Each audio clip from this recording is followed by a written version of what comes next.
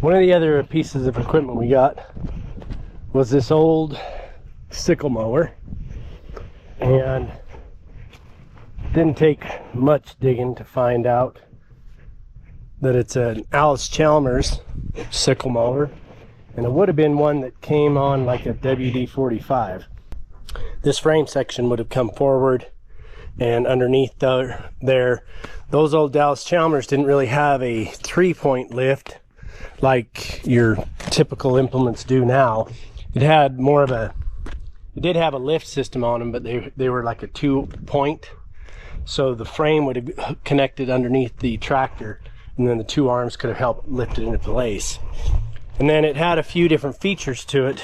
This piece of mechanism and lever and such, this cable would have come around this pulley and come forward to an activation lever here that would allow you to drop the blade and raise the blade and be able to set a height there. And then you can see there's a silver pipe in there, a gray pipe welded, and that shouldn't be there, but what that's stopping the movement. And what it's supposed to have is a breakaway, and that's this lever here and spring, the short spring. So what happens there is, if you run into something with the mower out on this end, that breakaway will give and allow that arm or that sickle to come back around and move around whatever it is, whatever obstruction it run into. Just a protection to keep it from just ripping the tractor apart or anything else. So we may end up messing with that. It's got some kind of random holes in some random spots when it was converted, so to speak, into a 3-point attachment. So I'm gonna just kind of clean that up.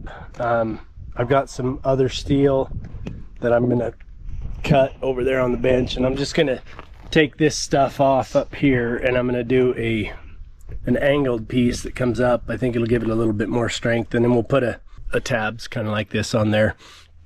I think I've got a couple of bolt-on pins for a category 1, and we'll see if we can get them fitted into here so that we can put the arms on there and raise and lower this thing. And we did kind of hook the PTO shaft up to the tractor already and spun it, and everything seems to spin and operate. So I think I'll make a quick adjustment to this top frame and get it connected at the height that I want, and then we'll, I don't know, hook it up, I guess, and grease everything, grease every grease point that's got a grease zert. And if it doesn't have a grease zert and looks like it moves, maybe we'll spray it with some penetrating oil, and probably even spray up the knife and guard a little bit with some penetrating oil, just so everything's kind of pre-lubricated before we fire it up. If it works, we'll probably go test it out on the road shoulder. We'll go along the edge of the road here and just cut these weeds down that are growing on the shoulder. I think it'll work out all right.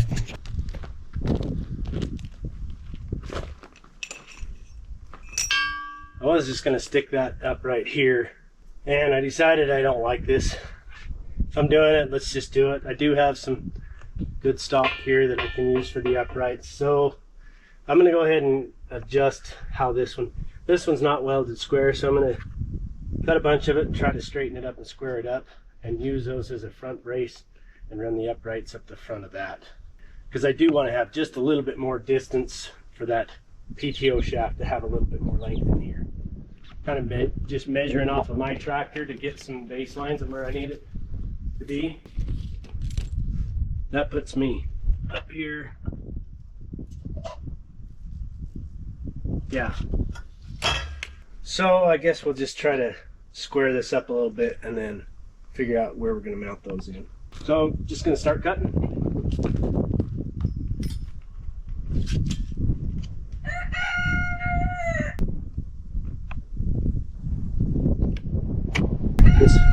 This main piece of channel here is in good shape. This is the original framework. I know it's already pretty square there. It's just some of this add-on didn't get squared up quite well.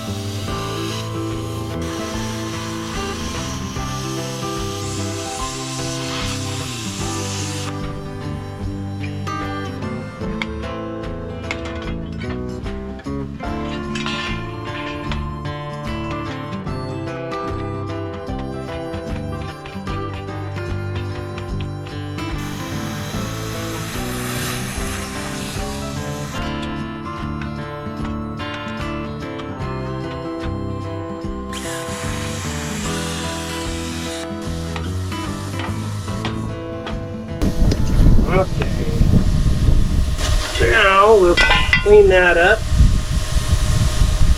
and rebuild it. Okay, this is where I'm at.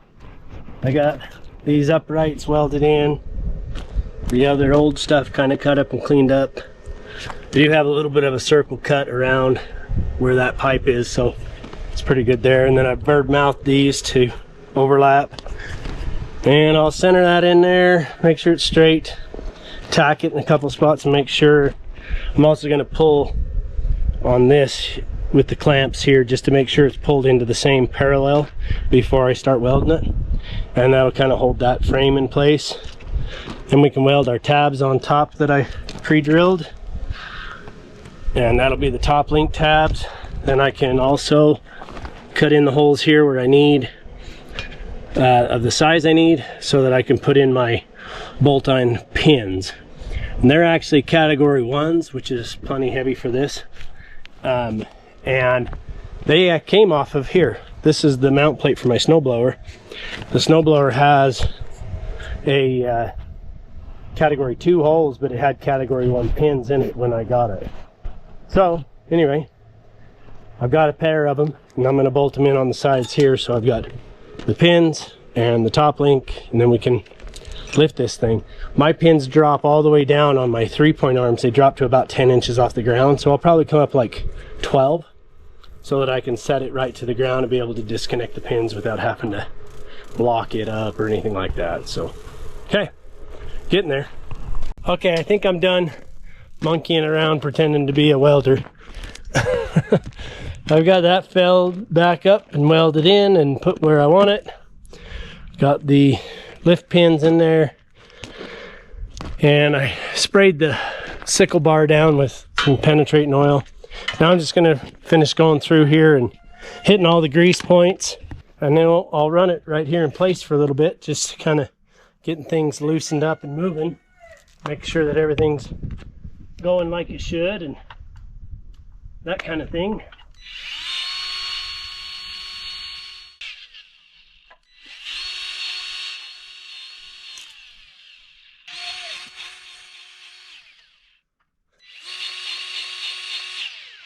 So the story goes, none of the kids can remember this thing ever actually working.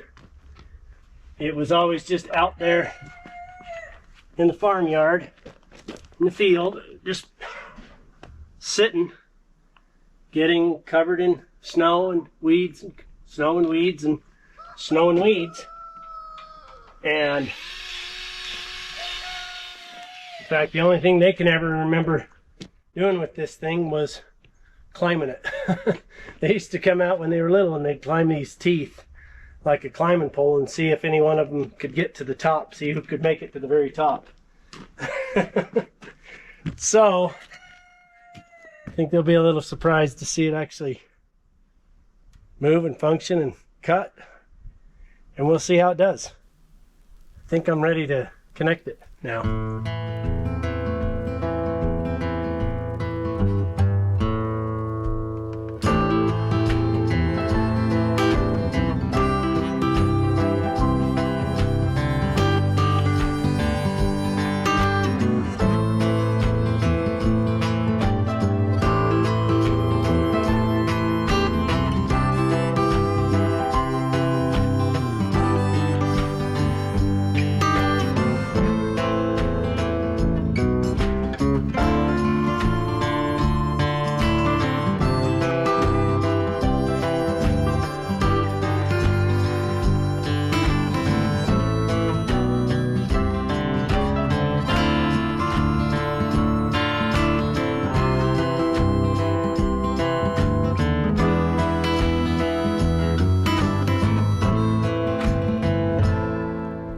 Well, that, my friends, is a weed cutting beast.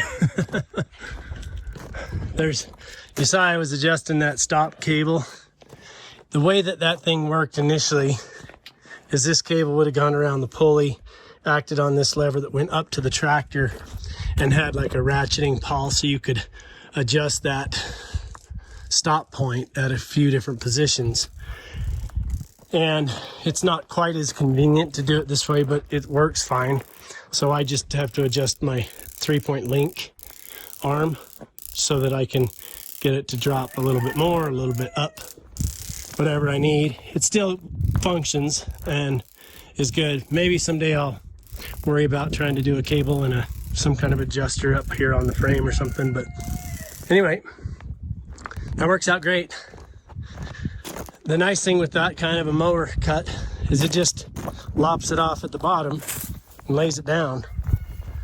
And typically thinking in terms of weeds and grasses and things along the shoulder like this, if I come through here and cut it early in the season before it all goes to seed, it can lay down, and it will essentially lay down on top of the root ball and choke out the growth. So lots of places to cut. That sucker's in good shape, and I'm gonna go through and cut my shoulders like that all the way through on all my roads down below. And then I'll probably take it up and cut that Barley.